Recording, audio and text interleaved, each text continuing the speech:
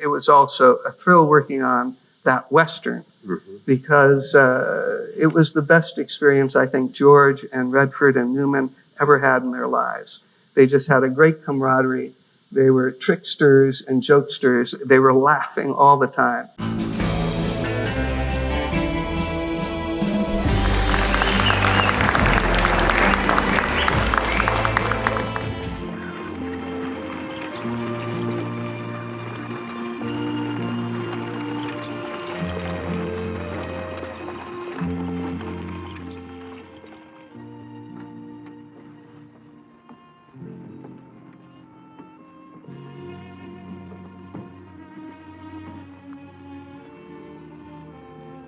Our guests today on A Word on Westerns are two brothers who both received Emmy nominations in 1959. 11-year-old Johnny Crawford for Best Supporting Actor on The Rifleman, and his older brother Bobby, Robert Crawford Jr., for Best Actor in a Playhouse 90 directed by George Roy Hill. Welcome to the show. Thank you. Your relationship with George Roy Hill, you were dialogue coach on Butch Cassidy and the Sundance Kids. Well, what happened was I would see him periodically when he was back and forth. You know, we'd have dinner maybe once a year or so. And that was in 59, we did our show. And then somewhere along the line in 1965, he was doing Hawaii. And there was a cabin boy on that. And I always was looking younger than my years. And so he had me come in and told Marion Doherty he wanted me to be the cabin boy on the show. And I got 3 weeks on Hawaii and got to go to Hawaii and be on the boat. And that renewed our acquaintanceship and friendship. And then in 68, I was in college trying to figure out what I was going to do as I grew up. And I had dropped out with a friend to get in the music business and promote music, and was going back to school when George said, why don't you come out on my last picture? I got my biplane again. He had always been a pilot, was a pilot in World War II, a transport pilot. And he had gotten this biplane because he always idolized the biplane flyers, the barnstormers of the 30s.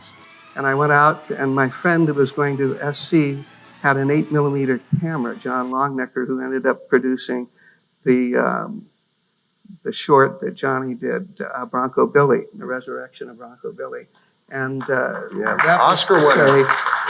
Take your 8mm camera, get in this biplane and shoot what happens that day. And George went out there and nervously unscrewed the pistons of the engine, because it was one of these engines where it's a rotary engine and all the oil builds up the bottom of it. And so he drains the oil that's dripped into the pistons. And the short story is, he's shaking as he does that. He gets in, you want a parachute? You probably wouldn't know what to do with it, but I said, sure. And I get on my parachute and get in the front, and somebody runs the propeller and we go up in the plane, and he's doing wing overs, and that's all great. But he didn't tell me that when you do a rollover, that the engine quits. And so we start going down at the earth and roaring up, and they go, boom, bang, boom, boom.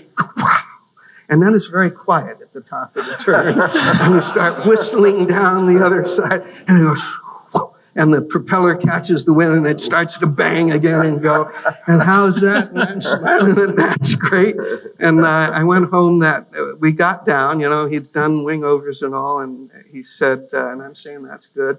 And he came down and landed. Well, you were turning a little green there. You all right? I'd had a hamburger before, and I was really green. But it was just a thrill, and I put that together, and I did Moody Boo's Fly My Seesaw, and went to dinner with him the next weekend and ran that for him, and I turned the film upside down and put just enough of my little music video for him. And he said, well, I'm doing this movie, Butch Cassidy, and they're always asking me what I do, and I don't really know what it is I do. And I thought, I'm trying to promote film at Yale. I'd like to shoot a documentary. The other assistant on it has done a proposal. So we'll shoot what goes on behind the scenes. And in that time, they had companies that would come in and shoot for a day or two and interfere a bit with the production. It was a pain in the ass. But I got this blessing of an opportunity. and 5,000 16mm feet and a Bolex camera behind the camera and dream up making the movie and work with George on shot by shot on this movie, and then afterwards in the editing of it, see it come together. And I remember working with the editor. We'd shot the final. George, at that time, was getting fired off of movies, and he had just lost his editor before starting Butch, an editor he worked on for 3 films, or 4, his early films. Also being fired on Hawaii, and then getting fired off the post-production of Thoroughly Modern Millie. So he was a problem director, as Hollywood would see it, and willful. And anyway, my great thrill was I knew how this end shootout should go. And the documentary ended up winning an Emmy Award as the best documentary because it was the first documentary when somebody was really on the whole show and got the director to say, this is what I do. And there was nothing like it at the time before. And it was also a thrill working on that Western because it was the best experience I think George and Redford and Newman ever had in their lives. They just had a great camaraderie. They were tricksters and jokesters. They were laughing all the time. And one of the great stories on the show is that George Hill was a big fellow. He was afraid of horses because he had gotten bit on the back and had the scar to show it on a horse when he was a teenager. And it turned out that Newman was also afraid of horses. I don't know that he'd been bit, but George always loved getting him on the horse and making him wait there while they're getting the scenes set up to shoot. And Newman was always trying to get back at him for tormenting him that way. And at one point in the movie, they have to go up this cliff, and they had picked out the location, and Newman and George climbed up the rocks to get to the top of the plateau. And as George got to the top of the plateau, his back went out. His back had gone out over the course of his career. And he was desperately looking for some tree or something to hang on to stretch his back, and all that was there was Newman. And he grabbed Newman around the neck, and they fell onto the floor and rolled around just as the rest of the company came up on them. And it was a hysterical moment, and they were both giggling, but it looked very ridiculous as to what was going on, and very Hollywood in some respects, at any rate. That's only one of the many incidents along the way. Well, the movie turned out great. It was wonderful. And then you went on with George and were associate producer on The Sting, which won an Academy Award for Best Picture. It did. I regret we didn't get to do the behind the scenes on The Sting. And George, by that time, was saying, okay, I've done enough of that. And I just want you to concentrate on what we're doing. And I was happy to do that. And we did 9 films together. It was a great break. And I was still wondering what it was I was going to do when I grew up. But I got time. You could take a year and a half to prepare and shoot the film in 60 days. And I always felt we were making something worthwhile. Well, you have, because it has lasted. It's just great having you here. And Johnny, I love you, pal. Remember me? I do. I do all the talking. You know, one of the great voices of all time, one of the fanciest trick ropers. Before we leave, would you do a couple of rope spins for the audience here? Okay. Yeah. We'll put music behind this, okay?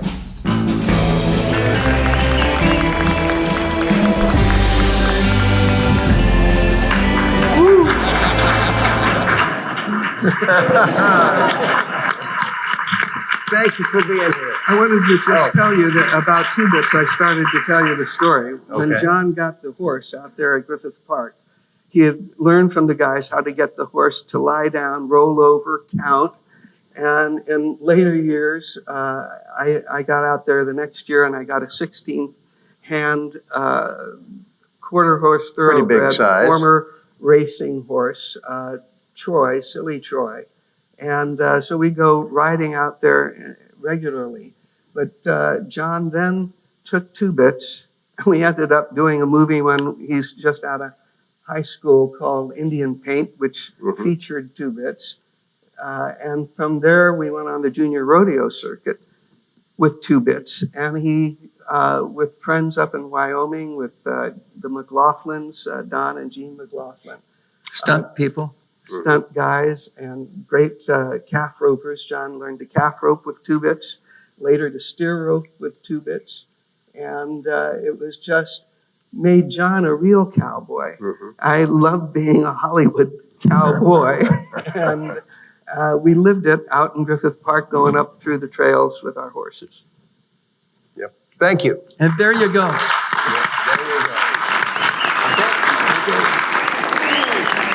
Thank you, John. Give me a hug.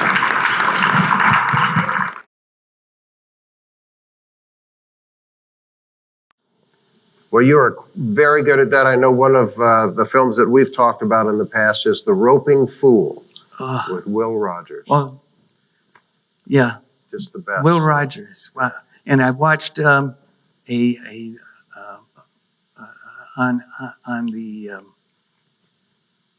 I'm slow. I don't talk as fast as I used to. None of us move as fast as we used to either. You ready? Slow it down. You don't even have Maybe we sing happy birthday till Hallmark time. Here we go. One. Happy birthday to you. Happy birthday to you. Happy birthday, dear Johnny. Happy birthday